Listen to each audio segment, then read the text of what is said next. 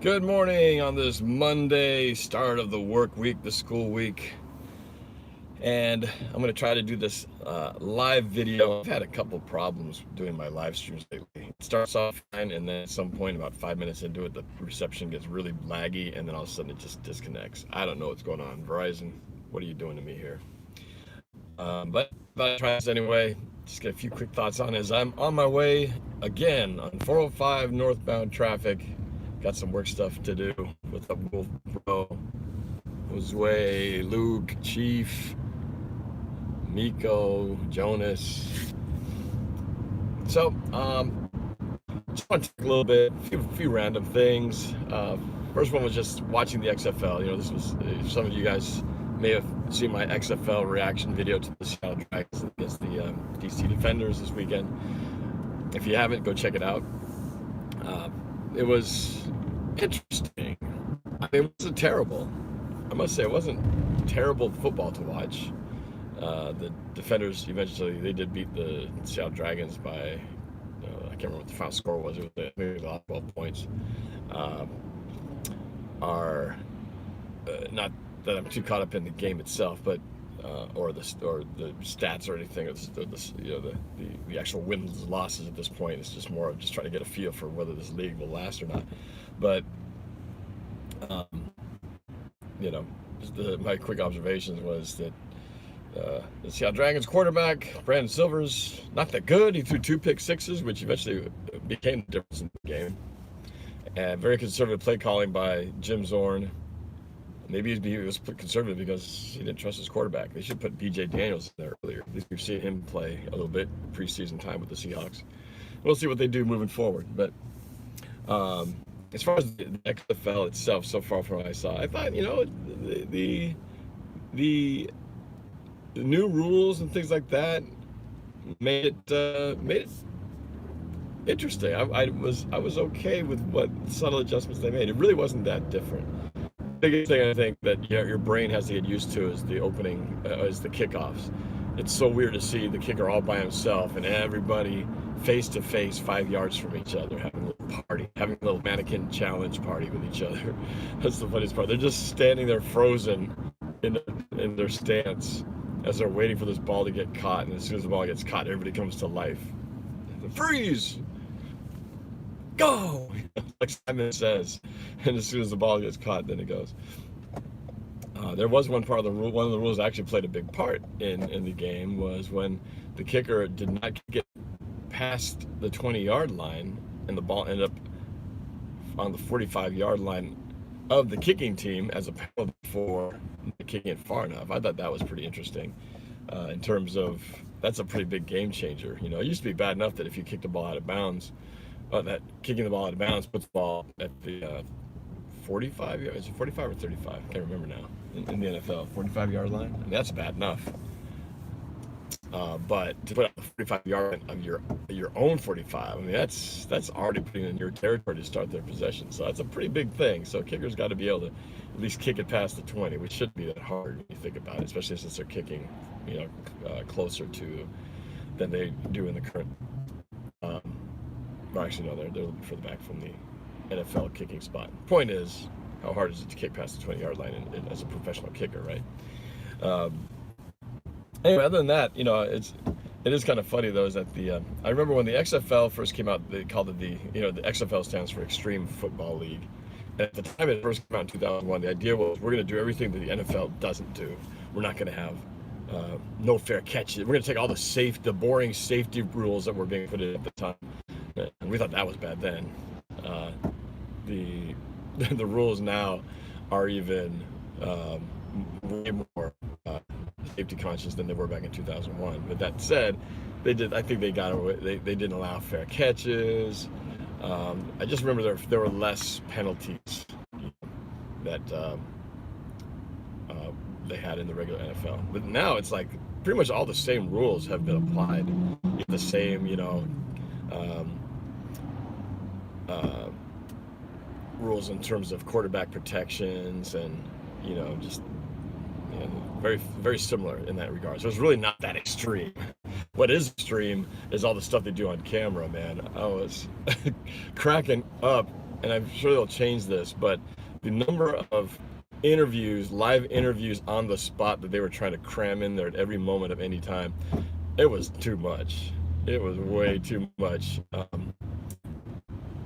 Trying to fill every second with some kind of live interview, and really, to be honest, it was too much chatter. You know, they have so many mics open and so many reporters on the field. So between constantly hearing every coach's, conversation about the plays being called, to the reactions of players right after they make a play and they're half out of breath so they can't even talk.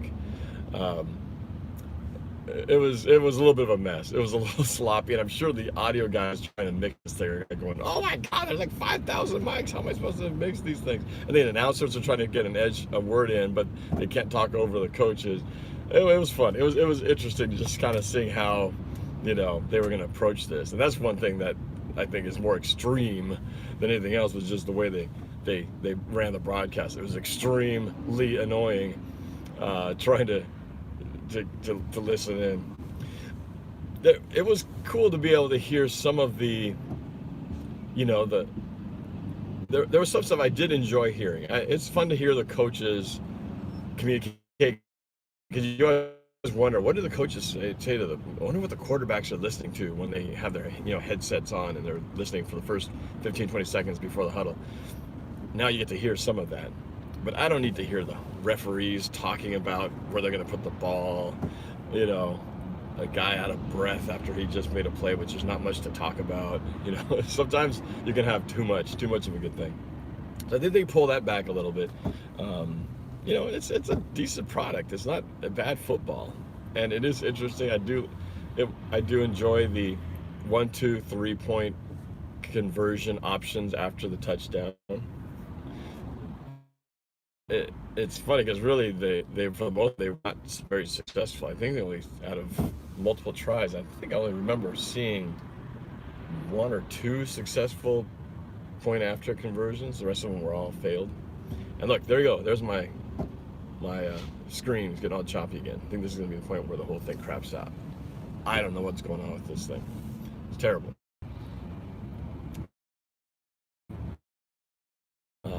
Greg Olsen is planning to come meet with the Seahawks, I believe, on Wednesday. I'm just curious to keep that the money, but given the fact that we have one healthy tight end the entire season, and we can't really count on Will Dissly to be there the entire time,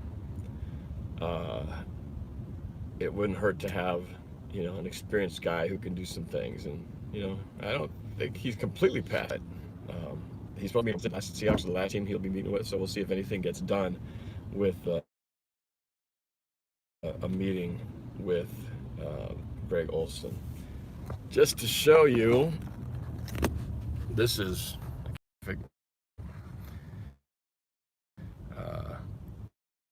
typical 405 traffic in the morning in the Pacific Northwest. Pretty ugly. God, this is terrible.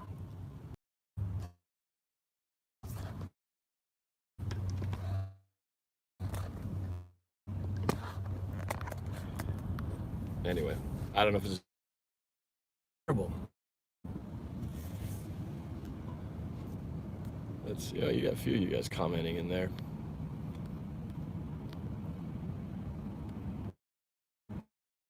We also get Derek. And Ngakwe would be a good pickup. Good morning, Thomas Jasper. But he's going to be expensive, though. We need an edge rusher, Quinn. I can't agree with you enough. I think we need to prioritize getting Clowney done, but we need more than that. He by himself does not do it. As soon as you give him big money, he'll get hurt, says Nike 911. Yeah, that's the problem.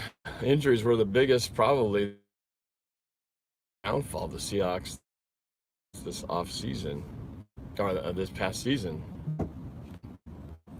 I like the time. It's funny. I keep talking while. Is this as bad as it looks to me? To speak to you guys. Anyway,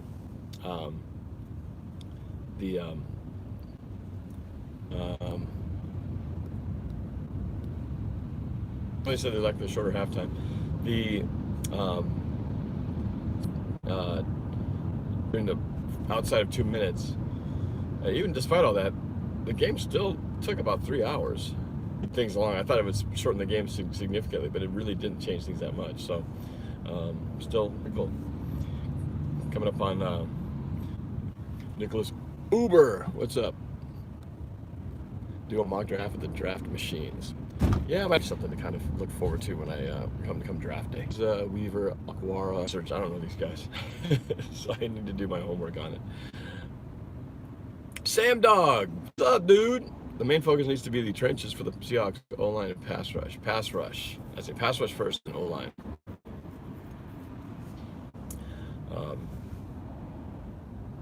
So, yep, free agency will begin first, and then, of course, the draft later on.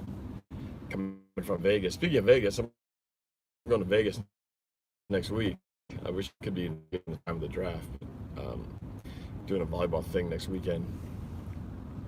So I'll have a chance, hopefully, to take a peek at that stadium, see how the Raiders stadium is looking like at this point. Last time I went out there, it was just got a big hole in the ground with some structural steel girders up. That was last year. I'm sure it's going to be very different this time around. So looking forward to checking that thing out. What else? What else? Oh, I've got to mention, I don't know if you guys were into the Oscar, my volleyball parent. We had to be there by 8:15. We didn't get out of there till, actually it was about a little after 7:15. We were there for 11 hours. But if you include a drive leaving our house, we were driving. Been on the road, getting to and from. But as a result, I missed the Oscars. I didn't want to watch it because of particular interest. I haven't seen the Parasite yet, the South Korean film that was in the running for several awards, including Best Picture, and it was cool to see that it actually won Best Picture the first time in Academy Award history that a foreign film won Best Picture. I haven't seen it yet. I have it on my list to watch it because it's now on all the platforms for streaming. Heard it's really good, but I think it's pretty cool. As a guy who's of Asian background myself, I think that's pretty awesome. You know, just to see how that opens the doors in the sense of, you know, visibility amongst Asians as filmmakers and in the film business. Obviously, I'm in that type of business. This may not ever affect me in the big picture of Hollywood and all that, but it's cool to think that future generations now can dream about the possibility of this sort of thing happening. And heard it's pretty incredible. So, but yeah, that's about it for the day. I'm just glad this stream, I think, survived. We'll find out.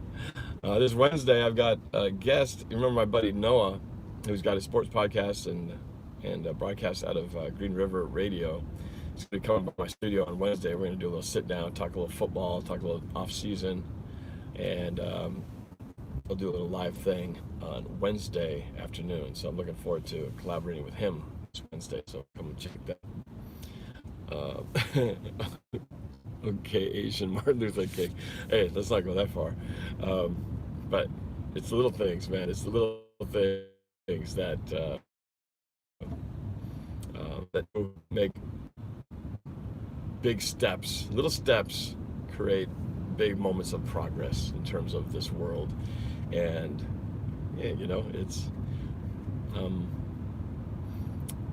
like, you know, you look at football, right? How many, a lot of obviously Caucasian players, you see a lot of black players, you see some, you know, Pacific Islander players, but you just don't really see any Asian names out there. If they are, there are a handful of them. I think there's an Asian kicker. The guy kicks I don't know if he's still kicking for the Falcons, but he's the guy who kicked like 3 onside kicks in a row earlier this year. I see in football Asian people represented because it's just so rarely seen.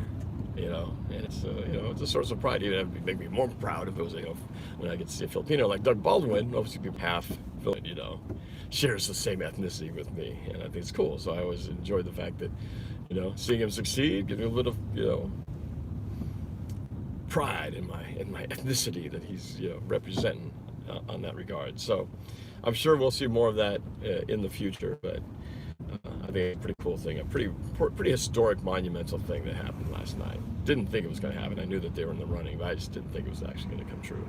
So very cool. To Bong Joon-ho, the director, who I had seen Snowpiercer, which was actually a pretty good movie. I haven't seen all of his other work, but pretty huge deal in the entertainment world. All right, I had a ton of now. You guys listen to me just spout off some things while here in traffic, and I hope you guys have a great week. Keep your eye out for more videos. Like I said, I'm doing a live thing on Wednesday, and maybe more coming in between then. But you have a good one, and we will talk to you guys soon.